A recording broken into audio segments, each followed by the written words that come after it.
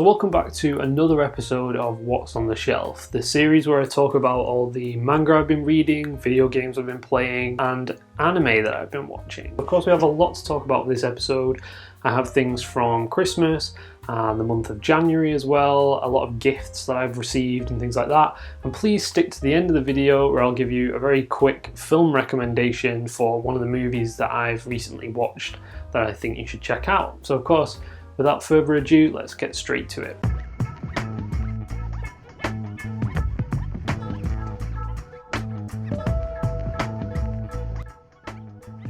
So first up, we're going to talk about manga, of course. This is a manga channel, so we're going to go through some of the gifts I got for Christmas in terms of manga. So first up, I got The Golden Sheep Volume 2 by Kaori Ozaki. This is the creator of The God's Lie. If you remember from my previous episode, I actually received Volume 1 as a gift, and I hadn't read it then. I actually have read Volume 1 now, and I've yet to read this volume, but what I can say is this is a fantastic series. I'm really invested in the characters, and I can't wait to get the final volume. It's only a 3-volume series, so really short, and I will probably do a kind of review on this series very later on. So it mostly follows kind of 2 school children who have a bit of a rough time at school. One of them has recently come back from another town. She moved away and then she moved back, and she rekindles her friendship with this young boy, but things aren't really going their way, so they decide to run away together and move to a different city and kind of start a new life somewhere else. And it's a really kind of emotional story. It's really heartwarming. So yeah, please check this out if you enjoyed The God's Lie, but also if you like series like A Silent Voice, films like Your Name, things like that, things that have a very kind of touching subject matter. And yeah, look forward to my impressions on that later. So next up for Christmas, from the wonderful Highland Manga, I received Volume 6 of Inside Mari, and of course I read this within about 10 minutes and absolutely loved it. You know, these releases from Dempa are some of my favourites. They're kind of a little bit taller, so they're sort of like the size of the Viz signature editions, and they have wonderful glossy covers. And another thing that I noticed that I hadn't noticed before is that they have these little stars all along the cover. I don't really know if you can see, but when you move them, they actually like shine as well, and that was just a really nice kind of extra touch that I didn't realise before. Of course, if you want to know my opinions and thoughts on Inside Mari, then I will leave a link to The Genius of Shuzo Ashimi, a video I made previously about all of his works and why I love them so much. So I won't really gush about him too much now, but yeah, you know I'm a huge fan on this channel, and this was really appreciated. So thanks Highland Manga. I love this, very good. Next up on the Christmas gifts, I got from Alonzi, Muji Rushi. So thanks again, man. You know, I really love this. This was one that was kind of on my radar for a long time. I'm a huge fan of Naoki Urasawa. I love Monster. I love 20th Century Boys. I really love Pluto. That's probably my favourite of his works. And this is a standalone volume from him, which follows a family that's down on their luck, and you know, the father is kind of has no job, has lost a whole lot of money, is in loads of debt, and he's looking for a way out. He's looking for a way to turn his life around, and then they run into a mysterious art collector who's obsessed with, you know, French things and everything to do with France, and he gives them a deal that might just change their fortunes. So yeah, it was a really interesting read, really great, and a lot of kind of story compacted into this very short volume. What I also didn't realize is it kind of ties into another series that's kind of really well received in Japan. The series is called Osomatsu-kun. I don't even know if I've pronounced that correctly, but it's you know, it's a really kind of hugely received series. I mean, even I've seen some of the characters before, and one of the characters is actually within this manga. Don't let that put you off if you haven't sort of read that series before. I hadn't, you know, I hadn't even read Astro Boy, and I love Pluto, which is a story, you know, which revolves around Astro Boy and everything. It's kind of like a different take on it. So Urasawa is just a fantastic storyteller, and Muji Rushi is really worth checking out. So thanks again, Alonzi. I love this, and I will probably be discussing this again in a later video. So next up on the gifts, Zach from OnTheShelf, you know, my good friend and co-host for our manga podcast, Between the Shelves. decided to get me the first 3 volumes of Inuyashiki. If anyone's not familiar, Inuyashiki is a story by Hiroya Oku, who created Gantz. Now you will know from this channel, surely if you've seen any of my videos before, that Gantz is one of my favourite series. It's my prized possession within my collection. I own all the single volumes, and I'd never read Inuyashiki. I'd never kind of experienced any of his other works. I own Gigant as well, but I've yet to read that. And this was one that was very high on my list to check out, and I was really happy to have got this in the post. So if any of you guys actually listen to our manga podcast, we're actually planning to kind of introduce a new monthly topic, which was pitched as an idea of sort of like a manga book club. So I don't know what the official name for it is yet, but we ran a poll recently on Twitter to ask you guys which series you'd like us to sort of read for this manga book club, and the idea being that you can also get involved. You can go away and read the manga as well, and then listen to the podcast and kind of take in our thoughts on it, you know, comment on the video and let us know what you thought of it, and it becomes this really nice kind of monthly thing where we can all experience a new manga together and kind of discuss everything we liked about it, everything we didn't like about it, and yeah, just like a book club. It's just a really kind of fun, cool idea that me and Zach really wanted to put together, and the winner of this sort of month's manga read is Inuyashiki. So if you can, go and pick up a few volumes of it. We're going to try and not be too spoiler heavy in the podcast. Just read a few volumes of it, get a feel for it, and then join us when we bring out the next episode of Between the Shelves and listen to our thoughts on it. Now, if you follow me on Instagram, you might already know that I managed to find something that was kind of like a holy grail for me, if you like, within manga collecting. You know, I'm a big fan of Taiyo Matsumoto. I've done a video, again, on the genius of Taiyo Matsumoto that I will link within this video. But one of his series that is really difficult to get hold of because it's out of print is Gogo Monster. And I actually managed to find a copy of it on eBay. Beautiful cover. You know, really nice release with like coloured pages and everything like that. I do a whole unboxing on Instagram if you want to go and check that out. But I managed to find it for very cheap. I think it was like £20, maybe even less, considering that this book goes for over £100 pre-owned. The one kind of downside is the initial release came with sort of like a slip cover for the book. So it would actually fit inside this huge kind of like cover that goes around the outside, and it looks really slick and really nice, but mine doesn't have that. I just have the standard book on its own, but of course I'm eternally grateful for being able to own this in any kind of physical format. And yeah, I've got to say the artwork again is just outstanding. Matsumoto just has some of the most unique and beautiful artwork ever. But I'm not going to talk about this manga story-wise at all in this video. I'm going to do a whole new video for this manga. I have a lot to say about it, and it might not be as you expect. And yeah, look forward to my thoughts on that later. So in the UK, one of my kind of favourite anime distributors is Anime Limited, or alltheanime.com. Every year they do a really great Christmas sale. So it's like a 12 days of Christmas thing from the 1st of December to the 12th of December.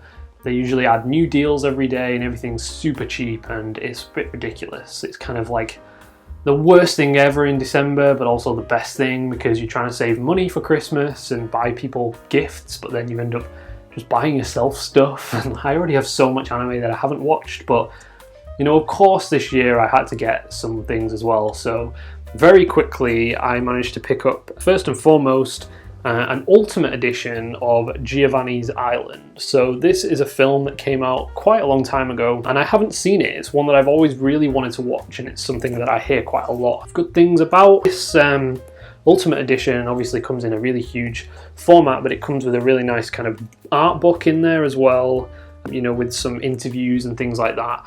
And then obviously the film as well on Blu-ray and DVD. Super happy to own this. I believe, as I said, I don't know a whole lot about it, but it's kind of like a historical drama. You know, I think it's set in like a wartime Japanese island, and it's from like a child's perspective. I'm expecting kind of a Grave of the Fireflies, really depressing story. But yeah, I'm really looking forward to this and super happy to own this. It was really cheap. And finally for anime, this is kind of like the big thing that I got. Again, I posted this on Instagram. I got all 3 of the Code Geass anime films. So I don't know if I can show you this in kind of like the best way on video, but they all come in their own little slip case. They got an Amore case, a really nice slip cover with a really cool kind of shiny design on the front, and every single one of them comes with art cards. And just to top things off, because this is what Anime Limited do best, they put it in a ridiculously kind of big and flashy box to keep all 3 parts of the series. So I did do kind of a bit more of an in-depth sort of picture on Instagram if you want to go and check that out, or you can just Google it and see what it looks like. But really happy with this release. This is just a retelling of the original story. I believe there's some differences, and it ties into the like kind of final sort of series or film, if you like, Lelouch of the Resurrection, which I have pre-ordered and I'm eagerly awaiting that as well. But Code Geass is like in my top 5 favorite anime ever, and so 100% like had to get this. I really love it, and even though I haven't got around to watching them yet, and I don't really know whether it's going to be better or worse or what the differences are, I just had to own it. I really love everything Code Geass, and again, yeah, these releases are just absolutely beautiful. So if you can,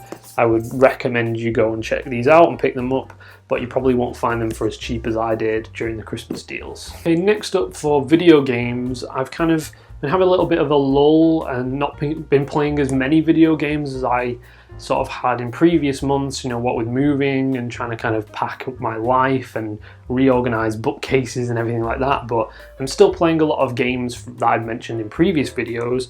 But for Christmas, the main game that I got from my girlfriend was the BioShock collection on Switch. This is something that I always really wanted. I'm a huge fan of the BioShock games. I played them all on PS3 back in the day. And when they announced this collection, I kind of put off getting it for ages, and then they announced that there was a Switch version of it, and I 100% had to get that. I really kind of love the novelty of being able to play these kind of what used to be, the high-end sort of next-generation games on a handheld console. It just blows my mind, and every single one of these games is really worth, checking out. I perhaps don't like the second one as much, but BioShock Infinite is one of my favourite games, at least in the first-person shooter genre.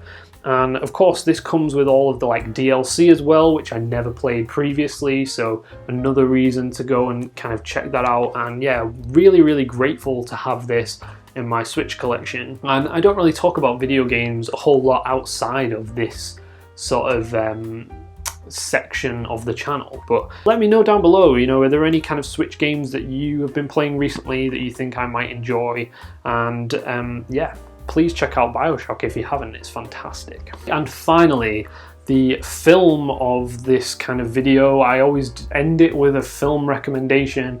I always try and pick something that it stood out as something that I really enjoyed, and I usually try and be a little bit kind of different, but I struggle because I get behind with trends, and there's a lot of films that I'm only just discovering. So I'm actually going to kind of pick 2 this month, one of which you will probably definitely have seen or heard of at least, and the other I like to think is something that is a little bit less kind of talked about. So the first, of course, is Tenet. I am a massive fan of Christopher Nolan. I love Inception, it's in my top 3 films of all time. The Dark Knight trilogy is just the best trilogy in all of kind of superhero movies, in my opinion.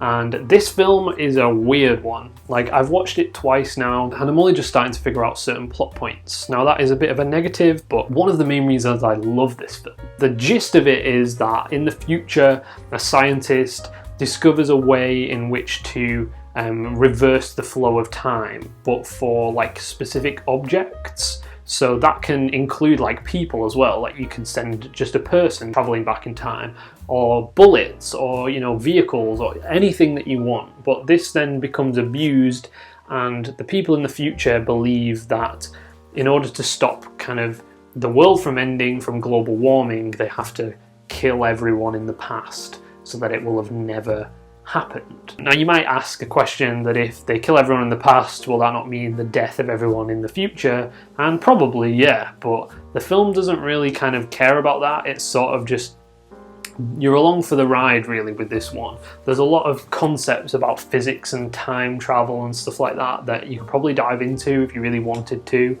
but I don't claim to know any of that. I just think that, yeah, the chances are that probably everyone would die and it would mean the end of the world, but the main character's job in this film is to stop that from happening. So where Tenet gets really interesting is in the sequences where there's kind of a pincer movement, as they call it. So a character will experience everything for the first time, you know, as time flows from A to B, and then once they know the events that are going to occur, they will invert themselves and travel backwards through time and relive the event again in reverse, but change things to kind of benefit them. So this is where you see really weird things like cars that appear to be traveling, you know, backwards, but they're not. They're actually traveling forwards, and everything becomes all very confusing, but in a special effects sense, it looks amazing. Like everything looks really cool. You've got buildings blowing up, but then putting themselves back together again.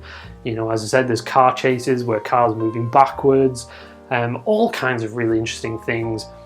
But the best thing was, for me, rewatching it all again and experiencing it again, knowing what you know from the end of the film and trying to piece together, you know, how certain things worked and how everything really ties together all in one. Because, you know, this film isn't one that you can just sit down and kind of casually pay attention to. It's one you've really got to think about, but it really pays off for all the effort that you put into it. And lastly for this video, I really quickly want to recommend a horror film called Freaky. So this is one that you might not have heard of. It is a recent kind of slasher comedy film, like a dark comedy starring Vince Vaughn and Catherine Newton, who you might remember from Detective Pikachu. Sort of like a Freaky Friday spoof, if you like. But in this situation, the serial killer uses a kind of Aztec knife that whenever they stab the victim with, they swap bodies. So you've got a young girl in the body of Vince Vaughn, this kind of really huge, tall, scary looking serial killer, and then a serial killer placed in the body of a high school girl. And it's just insane. It was stupid, but I really enjoyed it. I really kind of enjoyed the slapstick humor of it. It reminded me of films like The Babysitter, if you've seen that on Netflix, where it's super gory, super kind of messed up situations, but it's all got an air of humor to it, and it's all got kind of like a bit of a ridiculous sort of storyline to follow. I think it's from the same producers of like Happy Death Day as well, if you enjoyed that, so take it with a pinch of salt. But if you're a huge fan of horror films, then I definitely recommend you check out Freaky. Yeah, lastly, I just want to say thank you for all your support with the channel. It's greatly appreciated. Be sure to check out as well our manga podcast, Between the Shelves, you know, with myself and my friend OnTheShelf. We have more of those planned. Yeah, thank you for everything. Thanks for watching this video. And yeah, of course, let me know down below in the comments what you've been reading, what you've been watching. I'm always interested to know. And yeah, I'll catch you next time. So, peace.